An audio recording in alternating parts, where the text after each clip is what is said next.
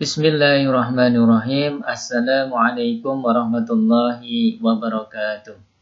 Alhamdulillahirabbil alamin. Allahumma shalli ala sayyidina Muhammad wa ala ali sayyidina Muhammad. Amma ba'du.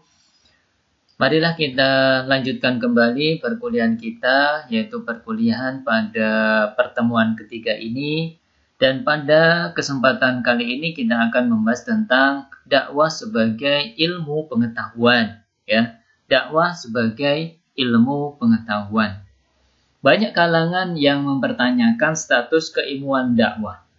Apakah dakwah itu ilmu atau hanya sekedar pengetahuan? Ya. Jika dakwah itu ilmu, dakwah ini termasuk ilmu dalam paradigma yang mana?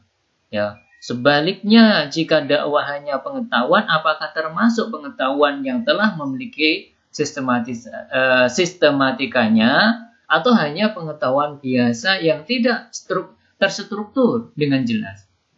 Bahkan sebagian kaum muslimin beranggapan bahwa dakwah hanya kegiatan memberikan peringatan, menyampaikan keutamaan Islam dan adab-adab dalam Islam pada orang lain, bukan sebuah ilmu yang harus dipelajari dan tidak perlu spesialis yang profesional untuk menyampaikan pesan-pesan agama. Nah, mari kita mencoba untuk mengulas, menjabarkan, kemudian menjawab keraguan-keraguan dan pertanyaan-pertanyaan yang masih terngiang-ngiang pada para peneliti maupun sarjana, ya, yang terkait dengan dakwah sebagai ilmu pengetahuan.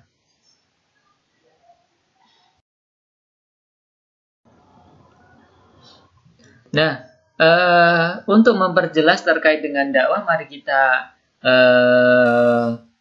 artikan dulu apa ilmu dakwah itu, ya. Pengertian dari ilmu dakwah itu, ya. Ada orang yang mengatakan seperti Mu'alli Azizi, ya, Mu'alli Aziz mengatakan bahwasanya ilmu dakwah ini adalah ilmu yang membahas bentuk-bentuk penyampaian ajaran Islam, ya. Membahas bentuk-bentuk penyampaian ajaran Islam kepada seseorang atau kelompok orang, khususnya menyangkut bagaimana seharusnya menarik perhatian manusia agar dapat menerima dan mengamalkan ajaran Islam secara kafah. Nah, atau secara utuh. Nah, dalam pengertian ini masih bercorak terkait dengan kegiatan praktis dari dakwah itu sendiri. Ya, kegiatan-kegiatan yang terkait dengan dakwah. Nah, kemudian Muhammad Sultan, ya, mengartikan bahwasanya ilmu dakwah adalah kumpulan pengetahuan yang membahas masalah dan segala hal yang timbul atau mengemuka dalam interaksi antar unsur dari sistem dakwah agar diperoleh pengetahuan yang tepat dan benar mengenai kenyataan dakwah dinotasi dari tem dakwah. Nah, ini pengertian ini terkait dengan ilmu dakwah. Dakwah sebagai ilmu pengetahuan. Maka di dalam pembahasan kita ini, kita lebih cenderung untuk menggunakan pengertian yang kedua ini, ya, yaitu ilmu dakwah adalah kumpulan pengetahuan yang membahas masalah dan segala hal yang timbul atau mengemuka dalam interaksi antar unsur dari sistem dakwah, ya, interaksi antar unsur dari sistem dakwah agar diperoleh pengetahuan yang tepat dan benar mengenai kenyataan dakwah. Nah, ini kita menggunakan term yang kedua ini.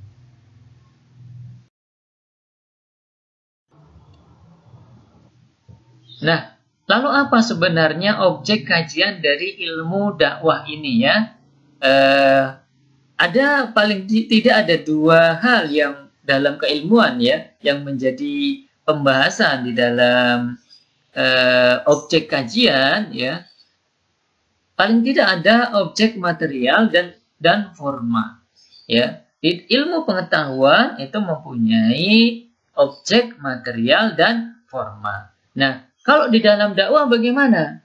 Ya, yang pertama bahwa objek material ilmu dakwah yaitu apa? Satu, tentang tingkah laku manusia. Ya, tingkah laku manusia. Manusia, dai dan mat'u dengan segala sikap tingkah lakunya yang berkaitan dengan aktivitas dakwah. Nah, ini objek materialnya. Jadi yang diteliti apa? Dai dan mat'u. Ya, terkait dengan apa? Dengan segala tingkah laku sikap ya yang berkaitan dengan aktivitas dakwah. Nah, aktivitas dai dan juga aktivitas mat'u ya, dan interaksi yang ada di dalamnya begitu. Nah, itu adalah objek material dari ilmu dakwah. Yang kedua adalah objek forma ilmu dakwah. Nah, objek forma ilmu dakwah ini membahas tentang bagaimana memanggil manusia, itu yang diteliti. Bagaimana seorang dai itu memanggil manusia untuk taat menjalankan ajaran agama Islam, ya. Dengan kata lain, usaha manusia untuk menyeru dan mengajak ya atau mengajak manusia lain dengan ajaran Islam agar menerima dan meyakini dan mengamalkan ajaran Islam, bahkan memperjuangkannya. Maka paling tidak ada 3 poin yang menjadi penelitian di dalam objek forma dakwah ini ya, ilmu dakwah ini. Yang pertama apa? Proses penyampaian ajaran agama Islam. Ya, bagaimana proses penyampaian agama Islam yang dilakukan oleh seorang dai, ya. Kemudian yang kedua adalah hubungan antar unsur-unsur dakwah. Nah, hubungannya seperti apa? Ya, di dalam proses penyampaian ajaran Islam itu, ya. Nah, unsur dakwah ini ada dai, ya, ada mat'u, ada pesan dakwah, ada metode, ya, ada strategi. Nah, kemudian juga ada efek dakwahnya itu apa? Nah, begitu. Nah, itu ya sebagai objek dari penelitian forma ilmu dakwah. Kemudian proses keagamaan pada diri manusia. Ya, proses keagamaan pada diri manusia itu sendiri juga menjadi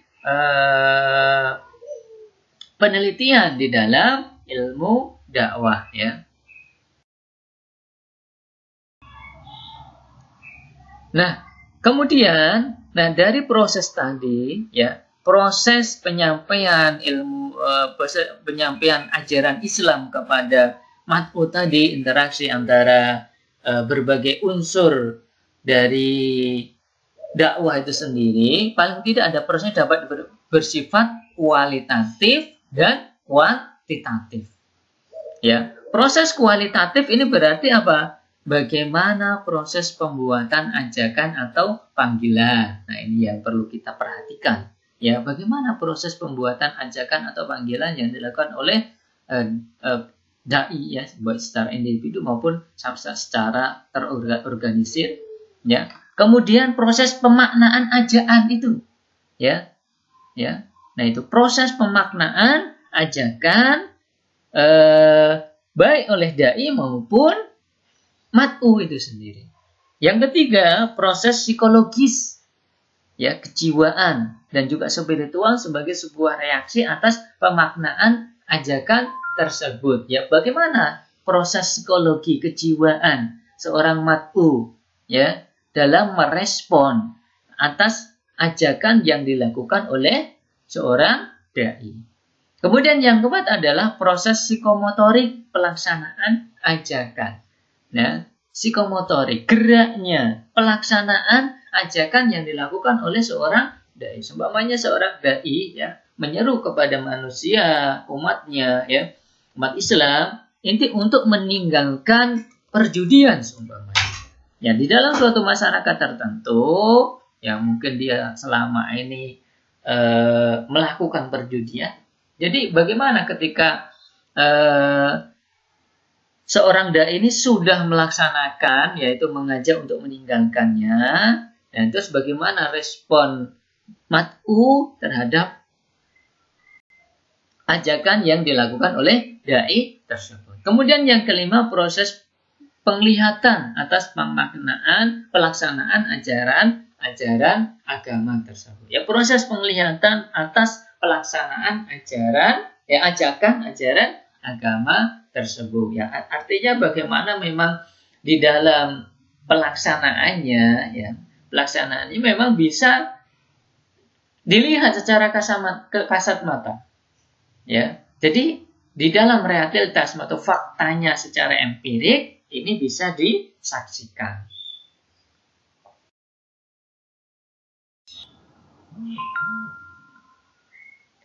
Nah, kemudian ilmu lain yang terkait dengan ilmu dakwah menurut Jalaluddin Rahmat, ya, ilmu lain yang terkait dengan ilmu dakwah menurut Jalaluddin Rahmat ini, ya. Apa saja ilmu-ilmu yang terkait dengan ilmu dakwah ini, ya. Sehingga memang dakwah ini memang juga memerlukan ilmu-ilmu yang lain karena memang sebuah proses, ya. Sebuah proses ajakan, komunikasi, menyampaikan pesan, ya, merubah suatu masyarakat. Nah, maka tentu saja ini, ya, proses ini memerlukan ilmu yang lain. Nah, yang pertama bahwasanya, ya, komponen dakwah dari pelaku dakwah, ya, atau dai-nya sendiri, objek kajiannya adalah perilaku sosial, ya, latar belakang sosiokultural, religiusitas, ya, posisi hukum. Ya, maka ilmu yang berkaitan dengan pelaku dakwah, ya, atau dai ini, maka yang diperlukan adalah psikologi sosial. Ilmu bantu yang digunakan adalah psikologi sosial, antropologi, sosiologi, etnografi, sosiologi agama, psikologi agama, dan ilmu hukum. Nah, ini komponen dakwah dai, ya. Pesan dakwah, ya, ada beberapa tadi sudah saya sebutkan, interaksi antar beberapa komponen, ya, dakwah, ya. Maka komponen yang kedua adalah pesan dakwah. Nah, yang objek kajiannya apa? Struktur, isi, ya, appeal, ya, atau daya tarik, ya. Maka ilmu yang digunakan apa yang berkaitan dengan ini? Sosiolinguistik, ya, psikolinguistik, komunikasi, ya, retorika, logika, dan argumentasi. Nah, ilmu ini yang berkaitan dengan komponen yang kedua. Kemudian yang ketiga adalah sasaran dakwah atau mat'u. Nah, objek kajiannya apa di dalam penelitian dakwah ini? Perilaku sosial, ya, perilaku sosial dari mat'u itu sendiri, latar belakang sosiokultural, religiosity, ya, proses atau sosialisasi nilai. Nah, ini yang menjadi objek kajiannya. Ilmu bantu yang digunakan apa? Psikologi sosial, sosiologi, etnografi, psikologi agama, dan ilmu politik. Nah, itu. Nah, kemudian ada juga media dakwah, ya, komponen dakwah yang keempat adalah media dakwah. Ya. Objek kajian dari media dakwah ini adalah accessibility, ya, mudah dimiliki. Ya, apakah media itu mudah dimiliki, ya, kepemilikannya itu kepemilikan sendiri atau punya hak milik atau punya orang lain, ya, efektif tidak, ya. Kemudian juga secara ekonomi bagaimana media yang digunakan itu, ya, apakah terjangkau atau tidak, mahal atau tidak, ya. Nah, ilmu yang digunakan apa? Ilmu komunikasi, media massa, ilmu ekonomi, dan juga ilmu politik. Nah, itu. Kelima adalah efek dakwah. Nah, perilaku individual atau perubahan sosial. Ini yang menjadi objek kajian dari efek dakwah. Setelah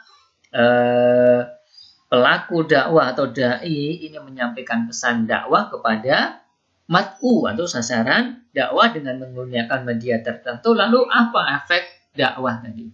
Ya, yaitu apa? Perilaku individu terkait dengan penerimaan, ya, pelaksanaan, perubahan, ya, individu maupun perubahan sosial. Maka ilmu yang digunakan, ya, yang berkaitan dengan masalah ini adalah psikologi, sosiologi, antropologi, ilmu politik, psikologi agama, sosiologi agama. Nah, ini terkait dengan efek dakwah. Yang keenam adalah metode dakwah. Persuasi, cara pendekatannya, edukasi, pendidikannya, koreksi, bagaimana evaluasinya. Ya, ilmu yang berkaitan apa? Komunikasi, ilmu pendidikan, dan juga ilmu sosiologi. Nah, ini adalah beberapa ilmu yang terkait dengan penelitian ilmu dakwah, ya, dakwah sebagai ilmu pengetahuan, ya, dakwah sebagai ilmu, ya, sehingga nanti melalui penggunaan ilmu-ilmu yang ada ini, ya, seorang peneliti tentu akan mendapatkan pengetahuan dakwah yang lebih mendalam. Nah, kemudian ilmu-ilmu yang berhubungan dengan ilmu dakwah ini sebenarnya banyak sekali, ya, baik ilmu agama maupun juga ilmu umum, ya. Ada tafsir, hadis, fikih, nahwu, syaraf, ya, sorof, tasawuf, akhlak, akidah, usul fikih, ulumul Quran ataupun ulumul hadis, ya, dan lain sebagainya. Kemudian ada juga ilmu umum, ya, ada filsafat, sosiologi, ya, psikologi, antropologi, hukum, pendidikan, sejarah, retorika, ilmu komunikasi, ilmu penelitian. Nah, ini sebagian sudah disebutkan di atas. Nah, ini ilmu lain yang berhubungan dengan ilmu dakwah, ya. Nah, selanjutnya adalah metode ilmu dakwah, ya. Bagaimana metode ilmu dakwah ini, ya? Untuk mendapatkan konsep dakwah sebagai ilmu, ya, apa metode yang digunakan? Metode ilmu dakwah ini. Ya, paling tidak kita bisa melihatnya dari dua sisi, yaitu apa? Normatif dan praktis. Ya, sebab apa? Dakwah ini memang, apakah ilmu dakwah ini dapat dikatakan sebagai ilmu? Ya, maka harus diuji. Ya, maka perlu dikemukakan dasar timbulnya ilmu dakwah itu sendiri yang dapat dijadikan sebagai landasan keilmuan dakwah. Ya, apakah ilmu dakwah dapat dikatakan sebagai ilmu? Ya, maka perlu dikemukakan dasar timbulnya ilmu dakwah itu sendiri yang dapat dijadikan sebagai landasan keilmuan dakwah. Ya, di atas kita sudah membahas tentang objeknya, ya, objek formal dan juga objek materialnya serta ilmu-ilmu yang digunakan yang berkaitan dengan penelitian, terutama terkait dengan objek formal ilmu dakwah itu sendiri, ya.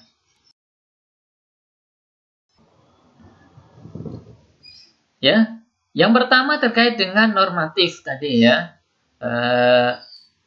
bahwasanya asumsi, ya, asumsi bahwa dakwah merupakan pengetahuan yang normatif. Nah, pengetahuan yang normatif adalah pengetahuan apa? Ya, terkait dengan prinsip-prinsip atau pedoman-pedoman yang menjadi petunjuk manusia pada umumnya untuk hidup bermasyarakat. Nah, itu yang dimaksud dengan pengetahuan normatif. Terkait dengan apa? Prinsip-prinsip atau pedoman-pedoman yang menjadi petunjuk manusia pada umumnya untuk hidup bermasyarakat. Memang benar, dakwah terkait dengan prinsip-prinsip, pedoman-pedoman, karena terkait dengan agama yang mempunyai nilai, ya, yaitu agama Islam. Nah, dari itu, ya, maka ini mengindikasikan akan kebutuhan terhadap sumber nilai kehidupan bagi manusia. Kebutuhan terhadap sumber nilai kehidupan bagi manusia. Ya, memang manusia itu kan membutuhkan sumber nilai, ya, sehingga kehidupannya lebih baik, ya, lebih bermartabat, lebih bahagia, ya, lebih selamat dan lain sebagainya. Maka ini mengindikasikan bahwa kebutuhan terhadap sumber nilai kehidupan bagi manusia. Yang ketiga, berarti bahwa ilmu dakwah merupakan disiplin ilmu yang merumuskan kaidah-kaidah norma nilai tadi, ya, atau nilai yang akan dijadikan sebagai ukuran tingkah laku yang seharusnya dilakukan manusia sebagai makhluk yang hidup di masyarakat.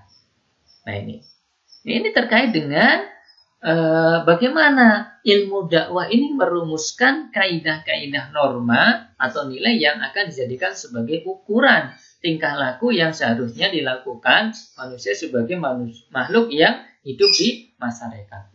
Terbukti bahwasanya di dalam dakwah itu ada aktivitas amar ma'ruf nahi mungkar yang mengajarkan nilai yang baik dan menyingkirkan nilai yang buruk, ya, menggantikan nilai yang buruk ini menjadi nilai yang baik.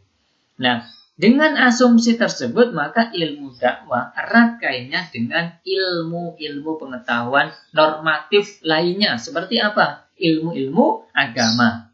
Karena dakwah ini mengajak kepada nilai tertentu, maka ini terkait dengan ilmu agama. Filsafat juga mengungkapkan tentang nilai. Kebutuhan, kebudayaan, serta sosiologi yang dikategorikan sebagai disiplin ilmu yang merupakan sumber-sumber nilai pengetahuan. Kebudayaan, ya, ini juga terkait dengan nilai. Sosiologi juga terkait dengan nilai. Maka dari sini, ya, ilmu dakwah ini merupakan ilmu yang mempunyai kaitan erat, ya, dengan ilmu-ilmu tadi, agama, filsafat, ya, kebudayaan, sosiologi. Nah, terkait dengan masalah kebutuhan terhadap nilai bagi manusia. Maka yang kedua adalah asumsi bahwa lahirnya ilmu dakwah merupakan pengetahuan yang bersifat praktis. Ya. Ini berarti tugas budaya dakwah sebagai kebudayaan dari generasi ke generasi berikutnya untuk dikembangkan ke arah tujuan yang lebih baik dan sempurna, karena dakwah terkait dengan nilai, ya. Sehingga perlu dikembangkan sebagai kebudayaan, karena memang dakwah ini terkait dengan bagaimana membudayakan sebuah nilai dari generasi-generasi berikutnya untuk dikembangkan ke arah tujuan yang lebih baik dan sempurna. Kemudian yang kedua adalah asumsi ini juga berarti bahwa tugas dakwah adalah apa? Menanamkan misi dan norma sebagai ukuran tingkah laku ke dalam sasaran dakwah, atau manusia sebagai objek dakwah secara keseluruhan, yang bersumber dari dasar agama tentunya, ya, secara esensi atau mungkin dari filsafat dan tradisi budaya tertentu yang sesuai dengan kaidah fundamental suatu negara. Nah, ini bahwa tugas dakwah adalah menanamkan misi dan norma, karena memang kebutuhan masyarakat terkait dengan nilai yang dipegang agar kehidupan ini lebih baik.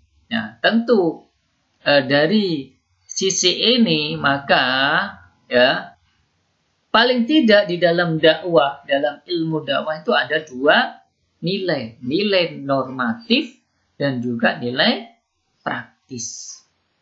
Ya, nilai normatif dan nilai praktis.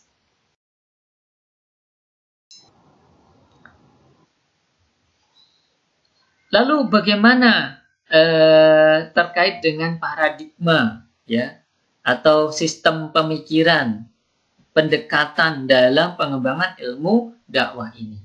Sebab sebuah ilmu pengetahuan itu harus bisa dibuktikan secara ilmiah, ya, dibuktikan secara ilmiah, sehingga memang betul-betul mempunyai kedudukan sebagai ilmu pengetahuan. Maka dakwah ini bagaimana untuk pendekatan dalam pengembangan ilmu dakwah?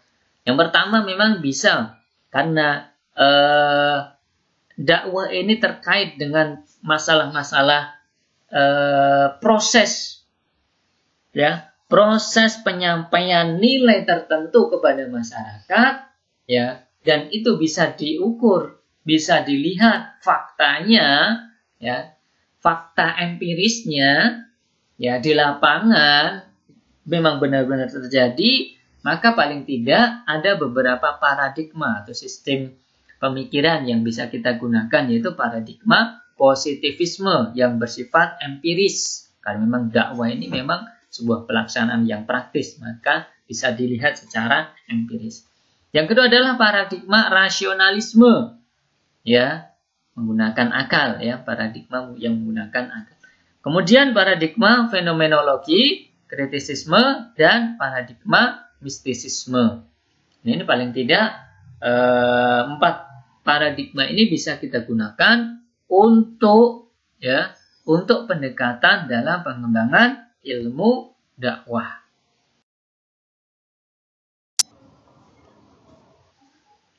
Yang pertama adalah paradigma positivisme. Apa itu positivisme sebenarnya? Ya, positivisme ini adalah cara pandang dalam memahami dunia dengan berdasarkan sains. Ya, berdasarkan sains atau ilmu pengetahuan. Ya, yang kedua adalah positivisme secara etimologis berasal dari kata positif yang dalam bahasa filsafat bermakna sebagai suatu peristiwa yang benar-benar terjadi. Maka dakwah ini bisa digunakan dengan menggunakan paradigma positivisme karena apa? Memang ada peristiwa yang terjadi, yaitu proses penyampaian nilai-nilai kepada masyarakat, ya, seorang dai kepada masyarakat, ya, yang dalam bahasa Arab berarti sebagai suatu peristiwa benar-benar terjadi yang dapat dialami sebagai suatu realitas kenyataan, itu, ya. Maka positivisme secara terminologi berarti suatu paham yang dalam pencapaian kebenarannya bersumber dan berpangkal pada kejadian yang benar-benar terjadi. Nah, karena memang dakwah ini memang benar-benar terjadi di masyarakat, maka bisa diukur dengan apa? Paradigma positivisme. Nah, asas-asas positivisme logis ini terbagi menjadi 4 bagian paling tidak. Empiris, ya. Nah, pengetahuan ini dapat dari pengalaman indera, empiris. Nanti berarti dakwah karena empiris bisa digunakan ini. Kemudian positivisme tadi sudah saya sebutkan, logika dan juga kritik. Nah, yang kelima, ilmu dakwah ini mempelajari dari objek formal kegiatannya adalah pengislaman, ya, menyebarkan nilai-nilai Islam kepada mat'u. Nah, proses ini dapat diukur karena memang terjadi dalam masyarakat. Faktanya ada, realitasnya ada, secara empiris ada. Maka dikategorikan, ya, bisa dikategorikan dan juga disistematisir. Nah, siapa saja yang dapat memeriksa kembali gejala-gejala yang dilaporkan dan meliputi segala bentuk proses tersebut? Hal ini dapat digunakan seandainya kita mencoba mengembangkan ilmu dakwah. Ya, karena memang dakwah merupakan hal yang benar-benar terjadi di masyarakat. Faktanya ada, secara empiris ada. Nah, gitu. Sehingga paradigma positivisme ini bisa digunakan di dalam pendekatan metode ilmu dakwah.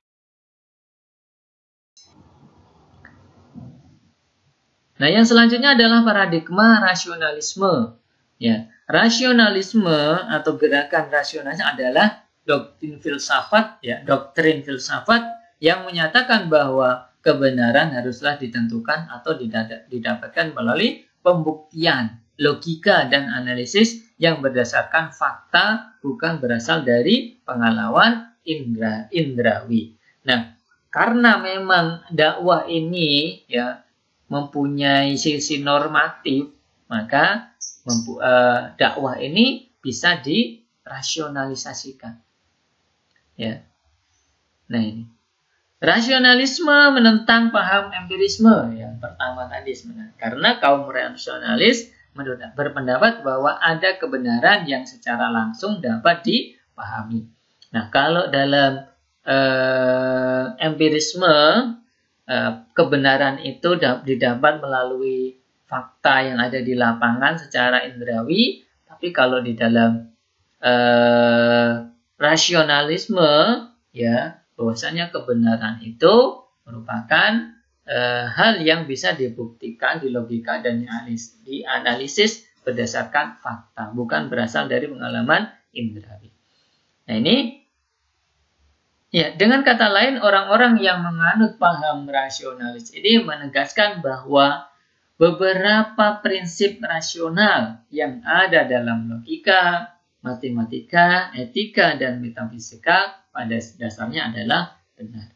Nah, dalam membangun ilmu dakwah ini terdapat gejala-gejala tertentu yang dapat digunakan paradigma rasionalis. Seperti penelitian yang bersifat literar atau kepustakaan. Nah, ini paradigma rasionalisme. Nah, kemudian paradigma fenomenologi. Ya. Nah, fenomenologi ini berasal dari fenomenon, ya. Yang berarti apa? Realitas yang tampak. Dan logos yang berarti ilmu. Fenomenologi adalah ilmu yang berorientasi untuk mendapatkan penjelasan dari realitas yang tampak. Nah, paradigma fenomenologi disebut juga paradigma antropologi atau ilmu penyelidikan manusia dan kebudayaannya, ya, dan kehidupannya. Atau etnometodologi yang berupaya membangun teori dengan cara tidak memisahkan antara subjek dan objek. Nah, paradigma ini dapat digunakan untuk membangun ilmu dakwah seperti dalam penelitian tentang inkulturasi atau berlangsung atau penyisipan ke dalam suatu kebudayaan. Bagaimana membentuk sebuah kebudayaan dan sosialisasi ajaran Islam pada masyarakat tertentu. Perencanaan dakwah pada suatu lembaga dakwah, lembaga daerah tertentu. Nah, ini penggunaan paradigma atau sistem berpikir fenomenologi.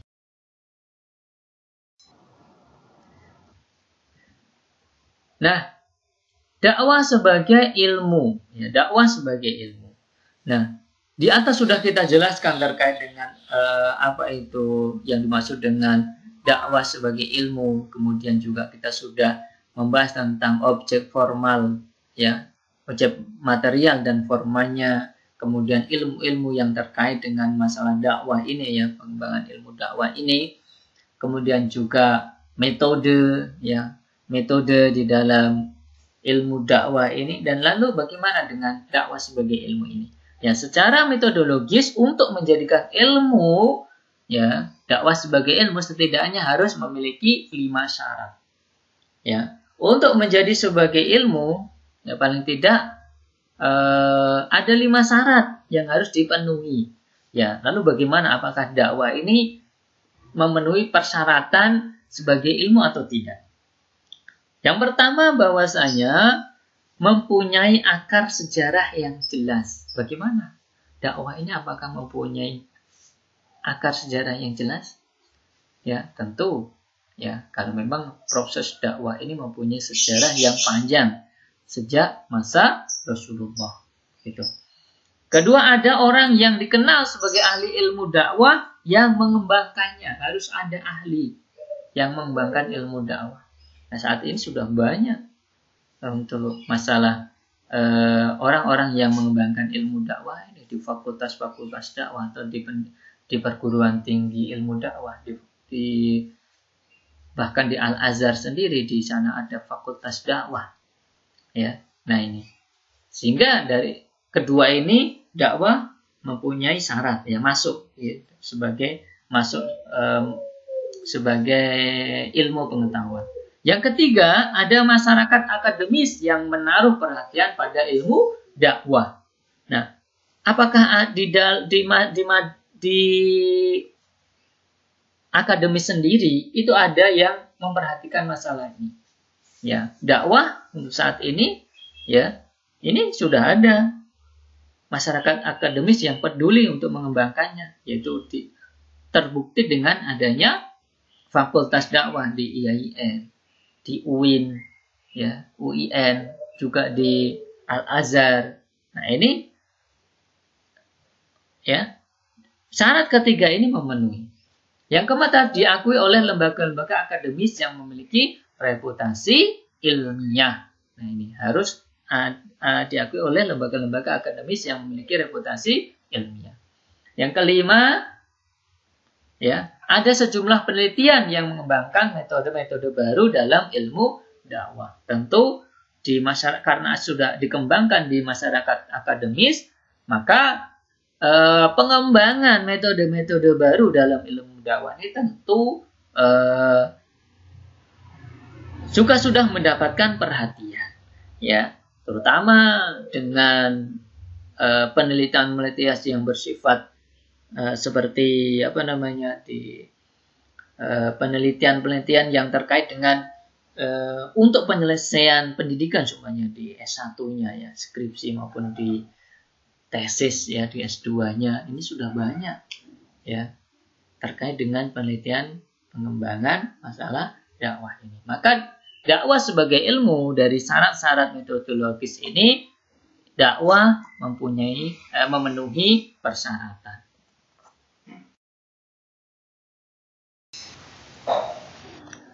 Nah, selanjutnya adalah metode ilmu dakwah ya yang bisa kita gunakan untuk meneliti pengembangan ilmu dakwah ya, dakwah sebagai ilmu pengetahuan. Maka paling tidak ya, yang pertama dalam penelitian pada proses penyampaian ajaran Islam yang menjadi objek formal ilmu dakwah ya, maka menggunakan metode penelitian kuantitatif ya, atau bersifat positivisme. Kemudian juga kualitatif ya, yang terkait dengan rasionalisme maupun partisipasif atau kritisisme. Itu yang pertama. Yang kedua ya, karena memang tadi yang pertama tadi memang dakwah ini terkait dengan penyampaian ya, penyampaian nilai Islam. Berarti ada proses di dalamnya. Yang kedua adalah dalam meneliti hasil dakwah ya, efek dakwah ya, digunakan metode eksperimen, uji perbedaan, uji relasional, dan survei kuantitatif. Yang terkait dengan ini ya, ada metodologi penelitian berarti ya. Kita harus belajar terkait dengan metodologi penelitian. Ketiga, dalam meneliti fenomena dakwah digunakan metode etnografi, fenomenologi, interaksi simbolik, konten, analisis. Nah, ini paling tidak metode ilmu dakwah ya, untuk menghasilkan sebuah pengetahuan terkait dengan dakwah yang lebih mendalam ya, maka diperlukan beberapa ilmu pengetahuan terkait dengan penelitian. Nah, ini dakwah sebagai ilmu ya. Dari gambaran-gambaran di atas, maka kita dapat menyimpulkan bahwasanya dakwah untuk saat ini ya memang telah merupakan atau menjadi sebuah disiplin ilmu pengetahuan yang diakui secara ilmiah ya. Diakui secara ilmiah karena memang sudah mempunyai metodologi ya, dan juga sistematika berpikir dan lain sebagainya. Sehingga ilmu dakwah ini adalah ilmu pengetahuan setara dengan ilmu-ilmu yang lainnya seperti apa? Komunikasi, ya, fisika, matematika, ya, kemudian juga ilmu kebudayaan, sosiologi dan lain sebagainya. Nah, ini terkait dengan dakwah sebagai ilmu pengetahuan. Nah, untuk mengembangkan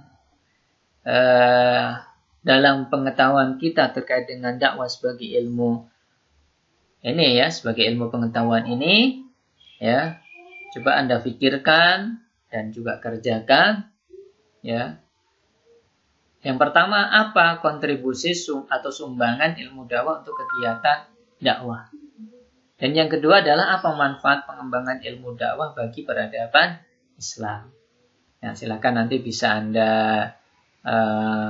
jawab di komentar ya, kolom komentar video ini. Nah, itu pembahasan kita pada kesempatan kali ini.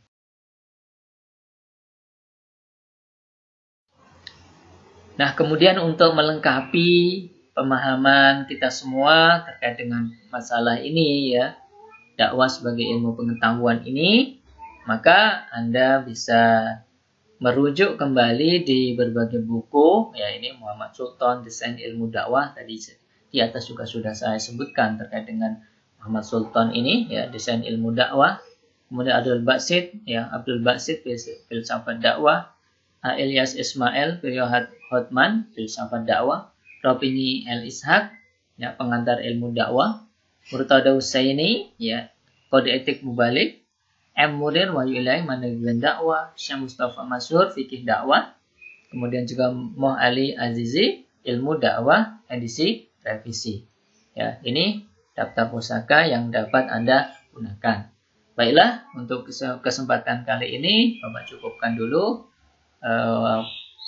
Insyaallah kita akan membahas masalah-masalah atau materi-materi yang lain terkait dengan ilmu dakwah ini. Kurang lebih mohon maaf. Assalamualaikum warahmatullahi wabarakatuh.